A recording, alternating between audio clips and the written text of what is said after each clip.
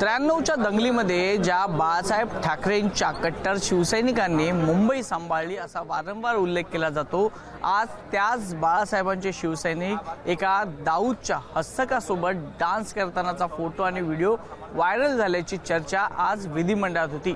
यावर भाष्य करण्यासाठी आपल्या सोबत आहेत ठाकरेंचे आमदार अजयजी चौधरी।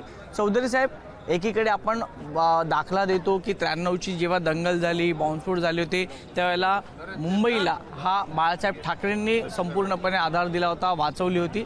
आता तेच सैनिक दाऊदच्या हस्तकांसोबत डान्स करताना दिसतात आणि यावर SIT देखील स्थापन झालेली आहे। आणि हे उघडं सत्य आहे।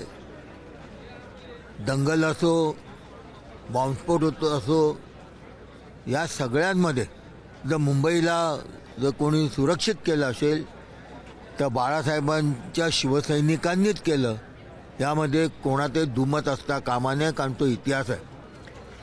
आणि आदरणीय बाळासाहेब हे एकमेव व्यक्तिमत्व असं होतं ज्यांनी अतिरेक्यांशी, ज्यांनी दाऊदशी खुलेआम दुश्मनी घेतली।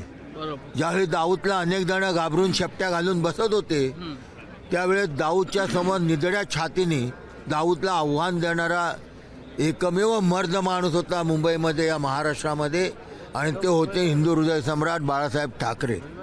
त्यामुळे बाळासाहेबांचं नाव घेऊन कोणी किती छाती पिटली, त्यांच्या नावाचा उल्लेख करून हिंदुत्वावरती बोलण्याचा प्रयत्न केला। चौधरी साहेब, आता ते तुमचे शिवसैनिक दाऊदच्या हस्तकांसोबत दिसतात ना, मग कसं कंपॅरिझन? शिवसैनिक हा उल्लेख करू नका का बाळासाहेब बडगुजर शिवसैनिक नाही का? सुधाकर बडगुजर शिवसैनिक आहेत, नाशिक महानगरचे महानगर प्रमुख आहेत। परंतु आपल्याला माहित आहे की अनेक व्हिडिओ आता फेक व्हिडिओ येतात। त्यांनी SIT दिले आहे ना, त्याच्यात चौकशी होऊ दे। त्याचा खुलासा करा, म्हणजे तुम्ही सुधाकर बडगुजरांकडनं करायला पाहिजे।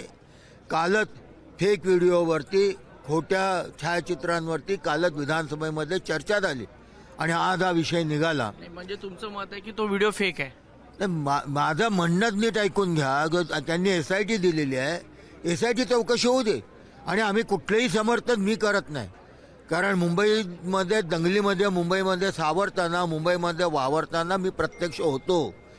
आम्ही अनेक केसेस घेतल्या, श्रीकृष्ण आयोगाच्या नंतरच्या केसेसला आम्ही सामोरं गेलेलो आहोत। तर किती जण आत्ता बोलणारे ह्या मुंबईमधल्या दंगलीमधल्या केसेसमध्ये होते, त्याची जरा चौकशी करा।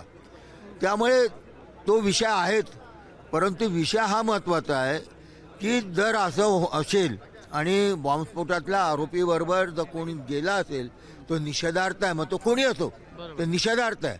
परंतु SITची स्थापना केलेली आहे, सत्य काय येते ते समोर येऊ दे, त्याच्यावर नक्कीच आम्ही बोलू, नक्कीच आम्ही प्रतिक्रिया देऊ।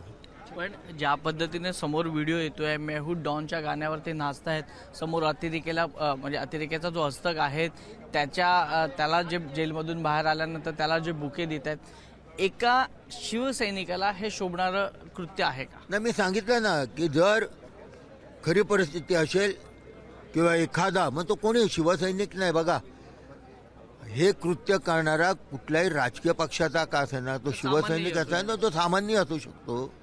या देशाच्या दुश्मनांबरोबर, अतिरेक्यांबरोबर संबंध असणारे हा निषेधार्थच आहे। त्याला बाळासाहेब असते तर बाळासाहेबांनी कधी त्याचं समर्थन केलं नसतं।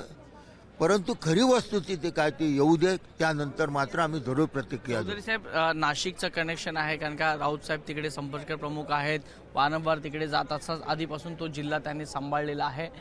दादा भुसे आणि इतर जे नेते आहेत ते आता आरोप करतात की याचं कनेक्शन आता नाशिक ते भांडूप आहे।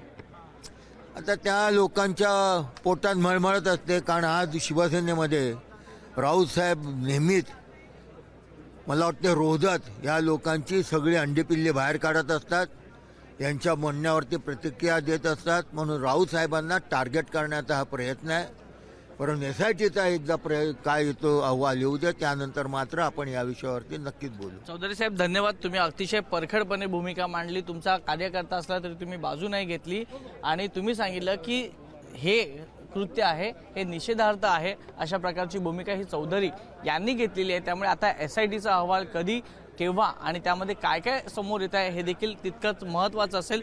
परंतु तुर्तास तरी या सलीम कुत्तावरनं महाराष्ट्राचं राजकारण आहे ते तापलेलं आहे आणि यामध्ये पुन्हा एकदा ठाकरे गटाची इन्व्हॉल्वमेंट कशी आहे हे दाखवण्याचा प्रयत्न भाजपकडून करण्यात आलेला आहे। त्यामुळे आगामी निवडणुकीमध्ये याचे देखील पडसाद आपल्याला पाहायला मिळू शकतात। कॅमेरा पर्सन प्रशांत मानेसह वैभव परब, एबीपी माझा, नागपूर।